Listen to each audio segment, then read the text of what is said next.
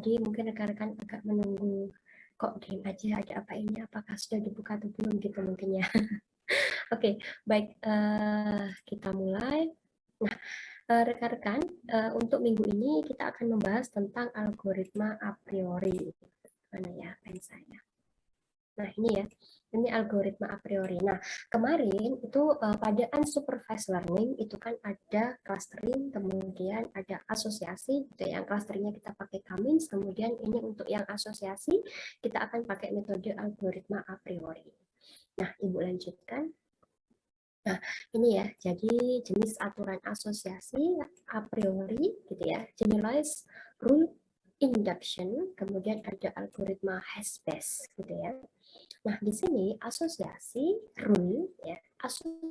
rule merupakan teknik dari data mining untuk menemukan aturan asosiatif antara suatu kombinasi item. Ya. Kemudian di sini contohnya di sini ada analisis pembelian di suatu pasar atau swalayan yang dapat diketahui gitu ya. Berapa besar kemungkinan seseorang pelanggan roti ya, seseorang pelanggan dia membeli roti bersamaan dengan susu. Jadi kira-kira kemungkinannya itu seberapa besar. Jadi ketika rekan-rekan suka mengkonsumsi ini ya roti dengan misalnya seres, selai gitu ya. Seberapa besar sih kemungkinan rekan-rekan akan membeli susu juga gitu ya. Nah, dengan kondisi ini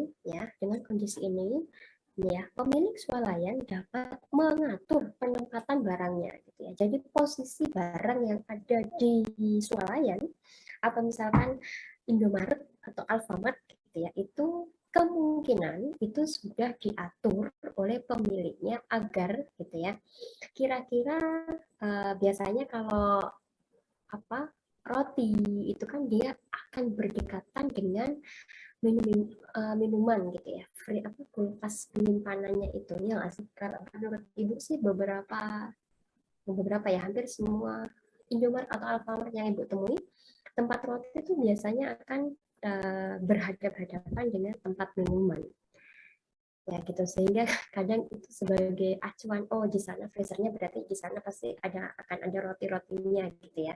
Roti, makanan kecil dan snack itu biasanya akan berdekatan gitu ya. Kemudian tisu, deterjen, kemudian pasta gigi, sikat gigi, make up dan lain-lain itu juga letaknya biasanya akan berdekatan. Nah, kemudian ini ya, merancang promosi pemasaran dengan memakai kupon diskon untuk kombinasi barang tertentu, gitu ya. Nah, kadang kan ada ya beli 2 gratis sesuatu, gitu ya. Kadang kita beli deterjen gratis pewanginya, gitu ya. Bisa digunakan untuk merancang promosi ini. Oke, kemudian Ibu lanjutkan.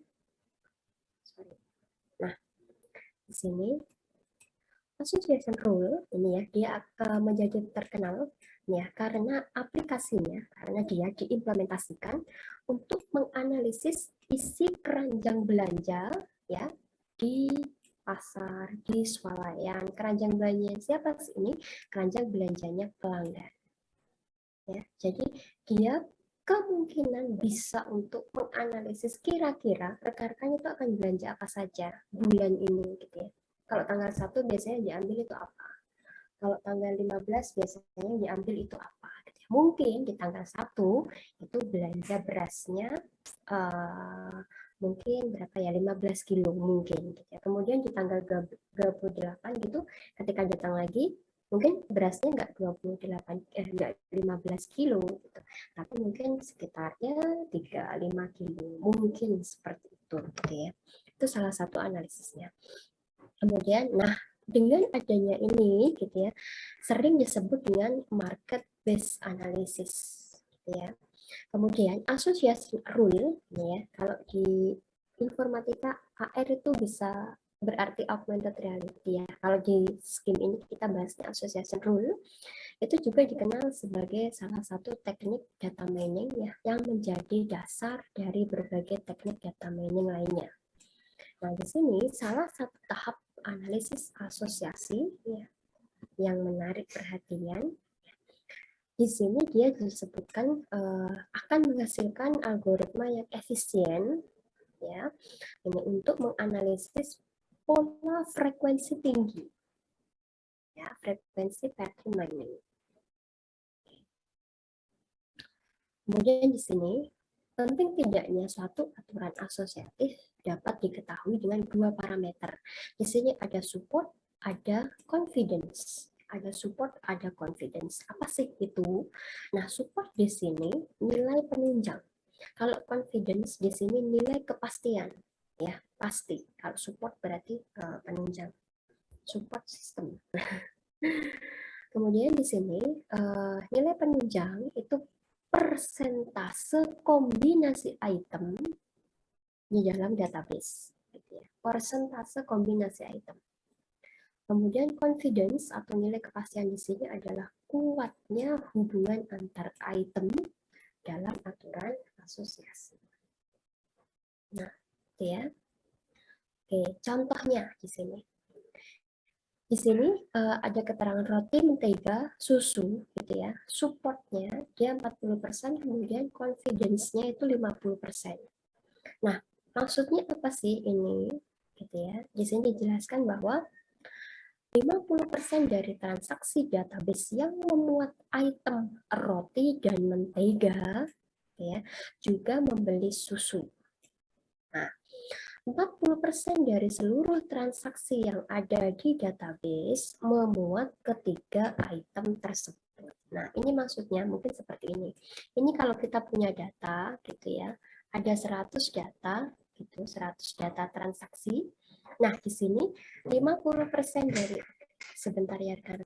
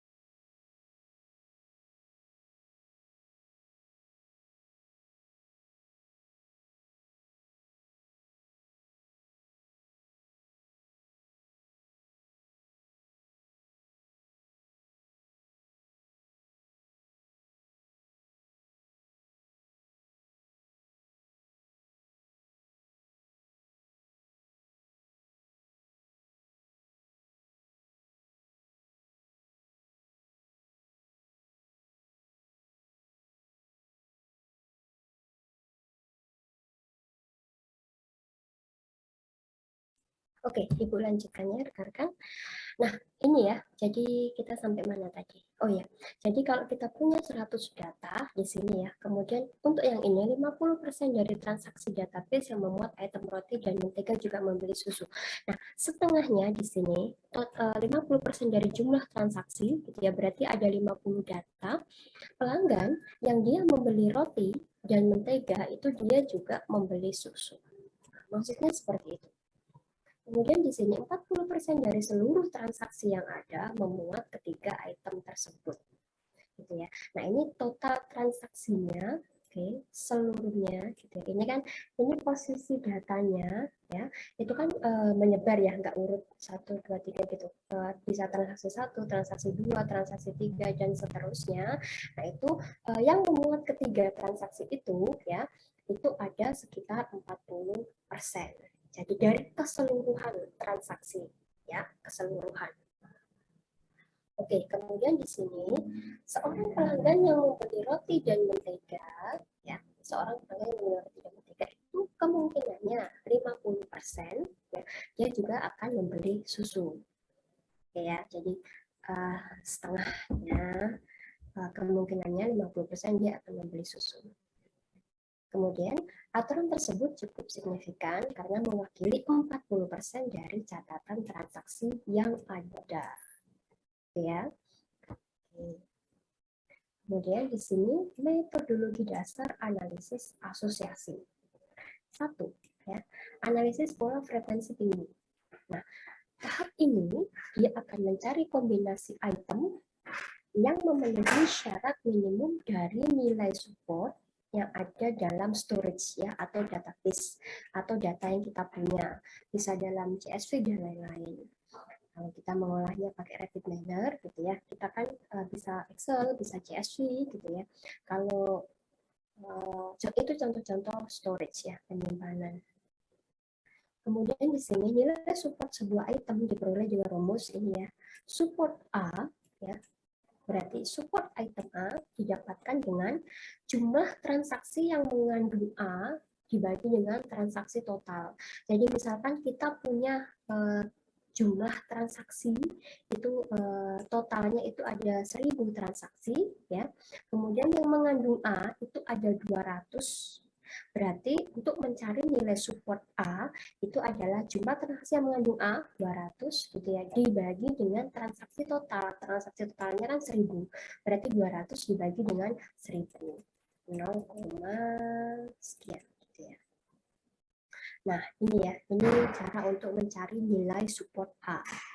Kemudian di sini nilai support dari dua item diperoleh dari rumus sebagai berikut gitu ya. Support A, B ya. Di sini ada probabilitas ya. Ini A bagian dari B, transaksi yang mengandung A dan B dibagi dengan jumlah transaksi. Jadi kalau tadi di sini ada 200A gitu ya, yang mengandung A itu ada 200, kemudian yang mengandung B itu ada 100 transaksi yang mengandung item B, maka di sini yang dapat diperoleh dengan penjumlahan gitu ya. Berarti 200 ditambah 100 adalah 300 dibagi dengan jumlah transaksi keseluruhan ya, sigma transaksi dibagi dengan 1000. Maka hasilnya 0, sekian gitu ya. Sebagai contoh terdapat database dari transaksi belanja pasar swalayan sebagai berikut. Nah, ini ya, ini ada 10 transaksi. Contohnya misalnya ada 10 transaksi. Transaksi pertama dia membeli susu, teh, gula. Kemudian pelanggan kedua, ya transaksi kedua dia membeli teh, gula, roti, gitu ya. Transaksi ketiga dia membeli teh, dia membeli gula. Transaksi keempat, dia membeli susu, dia membeli roti. Transaksi kelima, dia membeli susu, membeli gula, membeli roti, dan seterusnya sampai dengan transaksi ke-10. Nah, ini ada contoh seperti ini, rekan-rekan. Kemudian di sini, nah ini ya, oke, akan ini adalah bentuk representasi dalam bentuk database transaksional. Kalau tadi ini kan ringkasnya gitu ya. Transaksi 1 susu teh gula. Nah, kalau ini lebih dijabarkan lagi. Jadi transaksi 1 susu, transaksi 1 teh, transaksi 1 gula, ini sudah per item gitu ya. Nah, ini 1 ada susu, ada teh, ada gula. Ini 2 teh, gula, roti. Berarti 2, transaksi kedua ada teh, transaksi kedua ada gula, transaksi kedua roti gitu ya. Nah, ini gula, teh, gula, roti. Nah, gitu ya. Data ini didapatkan dari ini ringkasnya, kemudian dijabarkan sesuai dengan nomor transaksi. Nah, ini. Kemudian, nah ini untuk format tabularnya. Jadi dari data yang sudah ada di atas ini kan akan ketahuan ya, item apa saja sih gitu ya. Ada susu, teh, gula, roti. Susu, teh, gula, roti. Oke, kita cari lagi ya. Kopi. Ya. Nah, tabularnya bentuknya seperti ini. Teh, gula, kopi, susu, roti. Ya. Transaksi 1, dia ya ini dia susu, teh, gula. Oke. Susu mana? 1 gitu ya. Teh 1, gula 1. Kopi dan roti dia tidak beli. Ya, sehingga di sini nilainya adalah 0, 0. Kemudian transaksi kedua, kita cek ya. Teh, gula, roti. Oke, teh, gula, roti. Kopi dan susu dia tidak beli, jadi 0, 0. Begini seterusnya sampai dengan transaksi ke-10. Sehingga akan muncul format tabularnya seperti ini. Gitu ya. Semoga tidak ada yang bingung, 1010 itu didapatkan dari mana. Oke, kemudian di sini misalkan gitu ya, D adalah himpunan transaksi yang dipresentasikan dalam tabel transaksi di atas, di mana setiap transaksi disimbolkan dengan T. Di dalam G adalah himpunan transaksi, oke, mempresentasikan himpunan item yang berada di dalam I. I adalah himpunan item yang dijual. Oke ya, jadi teh, gula, kopi, susu, dan roti. Kalau ada item yang lain lagi berarti ditambahkan aja. Misalnya selai, seres, dan seterusnya. Kemudian di sini jika kita memiliki himpunan item A, misal susu dan gula, dan himpunan lain B, misal kopi, maka atusan asosiasi, ya, perumusan akan berbentuk jika A maka B. Ini ya, jika A maka B. Oke. Di mana antecedent A dan konsekuen B merupakan subset dari I. Oke, ini agak matematis ya, tapi nanti insya Allah mudah ketika diimplementasikan. Dan A dan B merupakan mutual eksklusif, di mana aturannya adalah jika A, maka B tidak berarti jika B maka A. Oke ya. Ini misalnya A itu misalnya apa ya? Misalnya beli roti, yang ini yang B itu beli susu. Nah, jika beli roti maka beli susu. Tidak berarti jika beli susu maka beli roti. Enggak, ada juga yang hanya beli susu saja gitu ya. Nah, itu ya.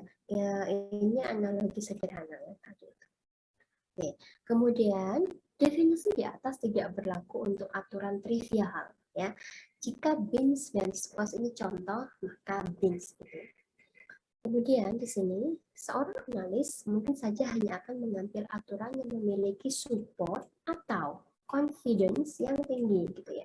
Bisa pilih salah satu karena di sini atau ya, atau keduanya. Di sini ada dan gitu ya. Dia akan memilih support dan confidence yang tinggi atau dia akan pilih salah satu. Bisa pilih support, bisa pilih confidence. Nah, kemudian aturan yang kuat adalah aturan-aturan yang melebihi kriteria support ya, dan atau confident minimum. Misalnya, seorang analis menginginkan aturan yang memiliki support lebih dari 20% dan confidence lebih dari 35%. Ya. Oke. Kemudian lanjut lagi, sebuah item set adalah himpunan item-item yang ada dalam I. Jadi, tadi kan kita sudah punya ini ya. Nah, ini kan ada teh, gula, kopi, susu, roti. Ini kan himpunan I. Jadi, item set itu adalah himpunan-himpunan yang atau data-data yang ada pada I gitu ya, susu, roti. Nah, item set A misalnya, item set B misalnya teh, kopi, susu gitu ya. Dia pasti ada di dalam himpunan. Oke, ini ya, sebuah item set adalah himpunan item yang ada dalam I. Kemudian di sini K item set adalah item set yang berisi K item. Misalnya teh gula ya, adalah sebuah dua item set. Teh gula roti merupakan 3 item set. Ya. Nah, ini itu ada di dalam I. Oke ya. Kemudian di sini frequent item set menunjukkan item set yang memiliki frekuensi kemunculan I. Oke. Lebih dari nilai minimum yang telah ditentukan ya. Ini simbolnya seperti ini. Misalkan ini ya, nilai minimumnya 2. Maka semua item set yang frekuensi kemunculannya lebih dari atau sama dengan 2 disebut frequent. Oke. Himpunan dari frekuensi item set akan dilambangkan dengan FK.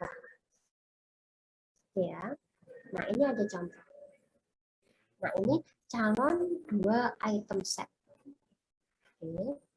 Di sini, dari data ini, jika ditetapkan nilai frekuensinya 2, maka gitu ya, kita akan cari gitu ya, di sini teh gula itu kan jumlahnya 5. Dia kan lebih besar sama dengan 2. Ya. Berarti ini akan masuk teh gula. Kemudian kita cari lagi gula kopi. Gitu ya. Karena dia lebih besar sama dengan 2 kemunculannya. Nah, ini gula kopi. Kemudian gula susu ini 4 jumlahnya. Karena 4 dia lebih besar sama dengan 2, berarti gula susu. Kemudian di sini gula roti. Ya, dia gula roti. Kopi susu, susu roti, ya susu roti. Nah, yang ini karena dia frekuensinya tidak lebih besar sama dengan 2, ya, maka dia tidak masuk dalam member frekuen F2. Gitu ya. Kalau di sini diminta nilai gini sama dengan 1, berarti F1-nya membernya adalah ini semua gitu ya. Karena ini kan 1, 1, 1, 1. Ini memenuhi semua. Oke, kalau di sini nilai frekuensinya, kalau di sini nilai frekuensinya itu misalnya 4, ya, berarti ini termasuk, ini tidak, ini termasuk, ini tidak, gitu ya. Berarti nanti membernya ada teh gula sama gula susu, ya, F4-nya. Ya, semoga tidak bingung. Oke, kemudian di sini dari data ini, gitu ya, calon 3 item set, di sini teh gula kopi 1, gitu ya, teh gula susu 1, gula susu kopi 2, gula susu roti 0, gula kopi roti 0, kopi susu roti 1. Dari calon 3 item set dari tabel tersebut terpilih F3 gula susu kopi. Kita cek di sini. Gula susu kopi, ya. Karena hanya kombinasi tersebut yang memiliki frekuensi kemunculan lebih besar sama dengan ini ya, dari frekuensi yang diharapkan. Gula susu kopi, ini kan 2. Gula, kita cari gula susu kopi, kopi lagi. Gula susu kopi. Gula susu kopi. Gula susu roti, gula kopi roti, kopi susu roti, teh gula kopi, teh gula susu. Sorry, ini harusnya 3 ya. Tapi dari data ini kok dia jumlahnya 2. Oke, kebetulan ya, nggak ada lagi pasangannya ya. Oke, mungkin ini dia salah data tabelnya. Oke, kemudian, nah di sini ada pembentukan aturan asosiasi, gitu ya. Setelah semua pola frekuensi tinggi ditemukan, kemudian dicari aturan asosiasi yang memenuhi syarat minimum untuk confidence dengan menghitung confidence aturan asosiatif A, B. Nilai confidence dari aturan A, B diperoleh dari rumus ini ya. Confidence ya, di sini jumlah transaksi yang mengandung A dan B dibagi dengan jumlah transaksi yang mengandung A. Ya. Oke. Jadi kalau di sini jumlah transaksi yang mengandung AB itu ada 30, dibagi dengan jumlah transaksi yang mengandung A ada berapa gitu. Misalnya 15. Misalnya ini 30 dibagi 15 2. Misalnya. Nah, ini dia adalah jumlah transaksi keseluruhan yang mengandung A ya. Oke. Kemudian, dari F3 yang telah ditemukan, dapat dilihat besarnya nilai support dan confidence dari calon aturan asosiasi di sini. Nah, jika membeli gula dan susu, maka akan membeli kopi. Nah, ini confidence-nya sebanyak 2/4 ya. 2 dibagi 4, 50%. Kemudian, rule yang kedua, jika membeli gula dan kopi, maka akan membeli susu. Nah, di sini confidence-nya 2/3, yaitu 67%. Kemudian aturan ketiga, jika membeli kopi dan susu, maka akan membeli gula. Nah, ini 2/3, 67%. Nah, seperti itu. Oke ya, ini adalah rule-rule yang dihasilkan. Kemudian, misalnya ditetapkan nilai confidence minimal 60%, maka aturan yang bisa terbentuk adalah 2 antecedent berikut. Oke. Jika membeli gula dan kopi, maka akan membeli susu. Kita cek di sini rule-nya. Jika membeli gula dan kopi, maka akan membeli susu. Ini dia nilai confidence-nya kan 50 ya. Ini karena dia menentukan itu 60%, maka yang akan diambil dia yang 60, lebih dari 60% atau sama dengan 60%. Berarti dia akan diambil dua ini. Nah, ini ya. Ini adalah rule yang nomor 3 yang 67%. Oke, ini transaksi, ada transaksi lagi gitu ya. Kemudian ini calon aturan asosiasi dari F2 ya. Jika membeli teh maka akan membeli gula, ya confidence-nya 100%. Ya, biasanya memang kalau kita beli teh kita beli gula, atau ada yang cuma beli teh saja tanpa gula, mungkin ada. Jika membeli gula maka membeli teh. Ini ya. Ini dia 62% karena belum tentu. Kadang dia beli gula nggak beli teh tapi beli kopi. Gitu ya. Nah, di sini ada rule lagi. Jika membeli gula maka membeli kopi. Nah, sekian. Ya, inilah confidence-nya. Jika membeli kopi maka membeli gula. Ini ya. Jika membeli gula maka membeli susu, itu 50%, dan seterusnya. Nah, kemudian ini ada contoh lain, nanti rekan-rekan bisa ini ya dibaca. Oke, kemudian ya kita belum absen ya. Sebentar.